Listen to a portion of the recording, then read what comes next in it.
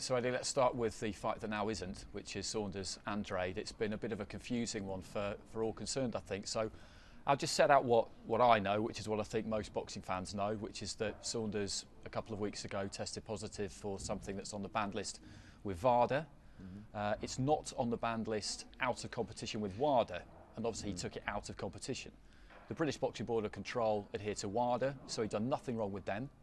The Massachusetts State Athletic Commission under US anti-doping also adhere to WADA, so presumably he'd done nothing wrong with them either, but at the hearing earlier in the week they've still decided that they are not going to licence him to box.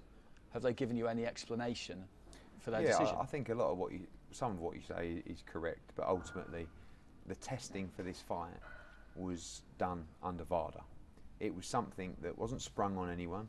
It was signed up by both fighters to ensure that both fighters were clean in this fight.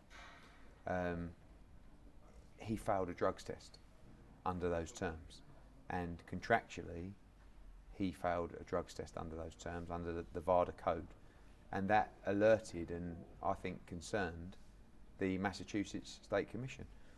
You know, I saw Frank Warren's comments that, Eddie Hearn's, he's glad about this, and he remained neutral throughout. On one hand, I've got a fighter who wants to fight Billy Joe Saunders, but has requested drug testing, and that his opponent has failed a drugs test. And on the other hand, I don't want to influence the decision of the commission, so I did stay quiet on it. But if you want my opinion, he failed a drugs test under VADA, and for UCAD or WADA to think that in competition in boxing should only be on the night of the fight is a farce. So you're saying that a fighter can take oxylophrine or ephedrine throughout the entire camp and cut weight and become stronger and faster and potentially more dangerous in the fight, and then come off that substance 3 or 4 days before the fight and test clear is a farce for the sport of boxing. So I'm not going to get into the politics. I wanted this fight. We wanted this fight for Dazn. This was a big fight for world boxing.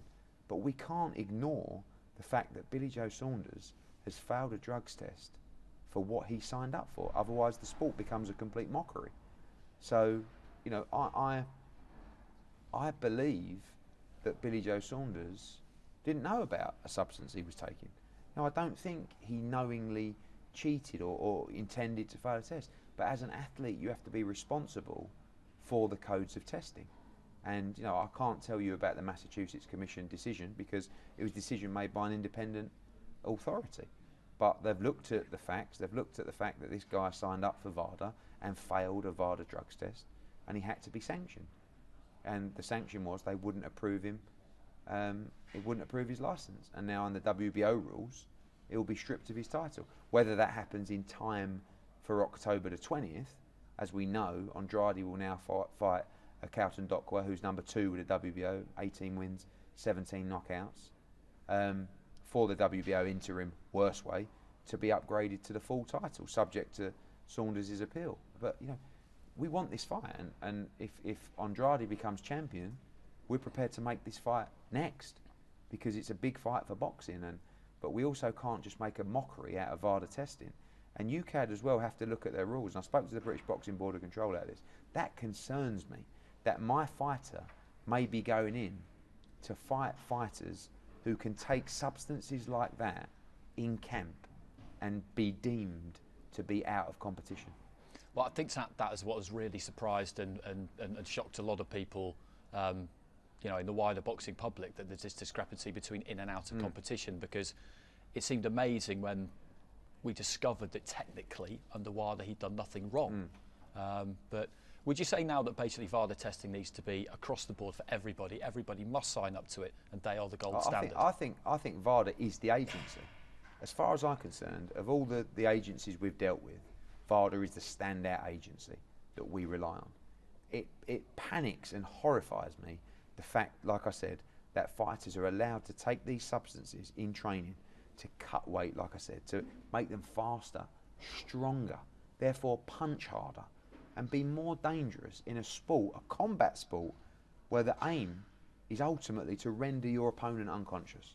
How on earth can you let fighters take these substances building up to a fight? That's why I stand by VADA as a testing agency. I think if there's anything we can learn from this, there needs to be a greater understanding from fighters and trainers as to the rules. But everybody else who signs up for VADA knows the rules. And you can't just, again, sign up for a testing program and have a fighter fail a drugs test and then just push it under the carpet and say, don't worry. Because under VADA code, and that is the agency that were designated for this testing for this fight, he failed a test. And in competition with VADA is all year round. There's no in and out of competition. Well, let's move on to this Newcastle bill that we're up here for this weekend. It's great to be back for the second time in a few months. The atmosphere in June was astonishing, and this one promises to be even better. More tickets sold. A youngster in his third professional fight who sold 1,000 tickets almost. It's extraordinary stuff, and you can feel the buzz around it from the boxing public here. You really can. I mean, last time sort of caught us by surprise. We had Josh Kelly, who's a big star as well, and Lewis Ritson did his ring walk, and I couldn't believe what I was hearing. At that time, what, 5,000, 5,500. This time, 9,000. Going to be twice as loud, nearly. And it's a tough fight for Lewis Ritson. You know, people just presume he's going to win because of the way he's demolished the opposition at domestic level. But then you look at Patera, who's been on the road, who's beaten Tatley in Finland, who just has the style to just sort of old man Ritson a little bit and frustrate him. And it's going to be interesting to see how Ritson adapts. And ultimately, the pressure on Ritson, like I said in the press conference, he's carrying boxing in the North East on his shoulders now. And he's gone from a guy who's been boxing on undercards to a flag bearer and a real star and a world rank fighter now as well. So I feel the pressure a little bit for him, but I also love watching him fight. And you know, US fight fans are in for a big treat because he has a style that's going to please everybody. You've done a lot with lightweights over the last few years. There's been a real crop of them. Ricky Burns is still going, Anthony Crolla, Luke Campbell, of course, and now you've got one who's just a little bit behind them, but kind of carrying on that tradition. Yeah, I mean, he's certainly, you know, not really fought at world level yet, and I think he has the potential to do so very soon. But he's also learning. You know, we have the problem of his last 3 fights have gone 1 round, 2 round, and 1 round. So how much can you learn in that? Oh, he had a run out in Birmingham for a couple of rounds, but you know, how much can you learn from that ring time? And sparring's great, but there's nothing like learning under the lights. So I hope in this fight he does get rounds, you know. And it's just going to be interesting that his reputation, you know, people call him the Geordie Golovkin and stuff like that, it just doesn't get to him. I believe he's a very level-headed individual. But when people call you a puncher and a devastating puncher, it's probably quite easy to get carried away with that and think that you can just go in there and blast everyone out. And as you move through the levels, you may find that it doesn't always work like that. I'm loving the chief support, Robbie Davis against Glenn Especially Foote. after the press conference. Yeah. Glenn Foote's, he's kind of fascinating because when you talk to him just in a normal situation, he's just very chatty, very kind of quiet. But he loves a press conference because he really went after Robbie Davis, and he'll do the same thing in the ring. He loves a tear up, and he's got to be careful in this fight because Robbie Davis is technically a very good fighter, sharp counter puncher, good boxing brain. Again, the atmosphere is going to be brilliant for that fight. It's a real 50-50 fight, I think. I'll probably give the edge to Davis Jr. just because I think he's technically more sound. But Foote's on a great roll. You know, I remember when he lost to Sam Eggington for the British welterweight title a while back, and it looked like his career was over. Come back with some good wins against Josh Leather, you know, against Easton as well for the Commonwealth title. So he has good momentum. I don't think he can afford to be too crude in this fight with his style, but ultimately that's what makes him dangerous as well. But it's going to be a ferocious fight. That'll be a great fight. Josh Buatsi as well, getting another outing, and this is a good fight for him because it's difficult to match Josh Buatsi. We all know that. Ricky Summers agreed to a fight, and unfortunately it didn't happen. But in Avalon, at least, we've got a common opponent with one of his peers, if you like, in Anthony Yard, and the people will inevitably compare how Yard did to how Buatsi does. Yeah, I think Joshua Buatsi, I think everybody in boxing knows he's probably one of the best prospects in world boxing. Still a relative novice, but a huge amount of amateur experience. And you're right in this fight. It's really frustrating trying to match him because he's at the level where he's not really offering too much at the moment in terms of major titles, and people don't really want to gamble against Buatsi. But in Avalon, you know, you have a guy who, you I watched the Yard fight last night. He never really looked like he was going to win the fight, but he stuck in there for 7 rounds. He kept throwing punches. He's a very tough guy, and I think it's going to give us a good indication of where Buatsi's at. Love watching him fight. Great balance, great shot selection, great power as well. And it's good to bring him up here because we want to box him not just all over the country but all over the world because he's going to be a global star. I mean, there are some really good light heavyweights in the Matchroom stable. I mean, you've got, people would argue, the 4 best domestically. I did hear you say earlier in the week, or heard Callum Johnson say, that you're keen for him to box in the US early next year again. If he did that, then maybe he would have to vacate that British, which would be good for someone like Josh. Yeah, I think even if he does, challenge for the British again or defend the British, it'll be one more. So I think that title will free up. I think Callum did great against Beterbiev, and now he's made a bit of a name for himself out in America. So that could be a route for him to take. But I think Buatsi would like to go through the gears of British and Commonwealth and European, and really I think after Saturday night he should be ready for everybody at domestic level. I truly believe Buatsi is going to be a big star. So Dave Allen, we all love Dave Allen. It's very difficult not to. Emotional scenes at the O2 for his last fight. He was thinking about packing it in, then you made him the offer to take the fight at short notice. You won by knockout, and he was quite tearful in the interview afterwards. I mean, he's just an addition to every card, isn't he, really? He is, and I believe that he can go places as a fighter. And sometimes, look, it's great to have a young Olympic prospect come out and, take him on the route, but it's great to work with a rough diamond as well, and someone that no one expects to actually go very far. And what he's done is incredible in terms of really developing himself as a draw, as someone that rates, someone that sells tickets, someone that has great support, but also I believe he can be a good quality fighter. You watch him in the workout yesterday and you think, if you do that in the ring, you're going to be a threat to the division. But he's been thrown in the deep end against Dillian Whyte, against Tony Yoka, against Luis Ortiz, and now he's up against guys that he should beat in Nebo. But anything can happen with Dave Allen, anything. He might turn up and not throw a punch, I don't know. But I do get the feeling after the Nick Webb win that he believes in himself a little bit more now, and I think you're going to see a good performance from him on Saturday. Got a good one to kick off the main TV portion of the card as well. Craig Glover against Simon Vanilli. A kind of crossroads fight, really, for Vanilli. Yes. If he doesn't win this fight, then really it's kind of over, to be honest. Yeah, and I think for both of them, it's a must-win to go on to challenge for British and beyond titles. Probably one that slipped under the radar a little bit, but I think stylistically a really good fight. Vanilli had to fight Iqbal last time, which style-wise was difficult for him.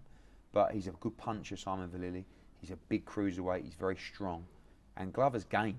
He's a very good body puncher. Tony Bellew manages him, so he's got a lot of support. And this is a fight that, if Glover can win, puts himself in a great position to go and challenge Coley and those kind of people. And it's a fight that Vanilli must win to really keep his career alive. He'll have a lot of support. There'll be plenty of Scousers in the house as well. But I'm looking forward to that to kick off the show. I think it's going to be a lot of action in that fight. Well, it's a good card. There's another great card coming up at the Copper Box at the end of the month. We were down at the Matchroom gym yesterday and saw pretty much all of Tony's fighters who were on the card. And I just love the fact that John Ryder is where he is, because when he lost to Rocky Fielding, third time he lost for a British title, it was very difficult really to see where he was going to go. And then he took a risky fight against Patrick Nielsen, won by knockout, and all of a sudden, he's knocking on the door of a world title shot. Yeah, and those losses to Armfield and Fielding, both could have gone either way, really, at the time. And they didn't go his way. And even the Saunders fight was close at the time. But he just looked like, at middleweight against Armfield, he was finished, and super middleweight against Fielding, he wasn't quite in the rhythm at the weight. Then the Nielsen fight come up, and even as his promoter, I felt like his career was pretty much over. It was a great knockout against Nielsen, and then a big win against Jamie Cox. Stopping him in, 2 rounds at the O2. And now he fights Sorokin, who's a very, very skillful fighter from Russia, in a final eliminator to fight Callum Smith out of nowhere. So, I think it's a remarkable achievement from John Ryder. Ted Cheeseman against Byfield is probably one of the domestic fights of the year. It's a real pick and fight. Byfield's very awkward, very skillful, and Cheeseman's full of confidence, very fit young man who's very, very strong. You got Jordan Gill against Ryan Doyle on that card. It's a great fight. You got Craig Richards against Jake Balls, another 50-50 fight, as is Luke Watkins against Isaac Chamberlain. So it's a really, really pick-em night at the Copper Box on the 27th, and you know, we can't wait. And just finally, talking to them all yesterday, the one thing that was all on their lips was Rocky Fielding against Canelo. Yeah. And the reason it was because they all just said to me, that is the best ever example of how quickly something could turn around. You just don't know. Rocky took the chance to fight Zoiga, won the title. Some people turn their nose up a bit at the WBA regular. Well, not now, because he's fighting the biggest, probably the biggest name in boxing, at the most historic venue in the history of the sport. And it makes everybody else at whatever level look at that and just think, well, with all the greatest respect to Rocky, if he can do it, so can we. And I think, you know, even before the Zoiga fight, we were struggling to carve out opportunities for him. You know, and that Zoiga fight come, and fair play, the money weren't great, but he rolled his sleeves up and he went and he beat Zoiga in his own patch in Germany. You know, when I got a call from Eric Gomez to ask about the fight, I couldn't believe it. And I knew he was taking the fight, and then it was just trying to do the best deal for him and not being too greedy to lose it. And there'll be a lot of travelling support from Liverpool to Madison Square Gardens on December 15. It's going to be a wonderful night, and you know, he's got size on his side, and he's got to use that. He's a big super middleweight. Canelo's not a super middleweight, not even a small super middleweight, but he is not just one of the biggest stars in boxing, one of the best fighters pound for pound, and Rocky's right up against it, but it's a shot he couldn't deny, and I'm so pleased for him. You know, it's going to be a night he'll never forget, and he'll be there to win. You know, he can punch up at 168, and he'll be going for it, and he certainly won't be quitting that night at Madison Square Gardens. He'll give it everything he's got. Well, it's just one of those things that, you know, British boxing's on such a high at the minute, but it really does make it feel like anything is possible these days. Eddie, thanks for your time. Great to talk to you. And, yeah, good night on Saturday night. I think we're all looking forward to it. Cheers.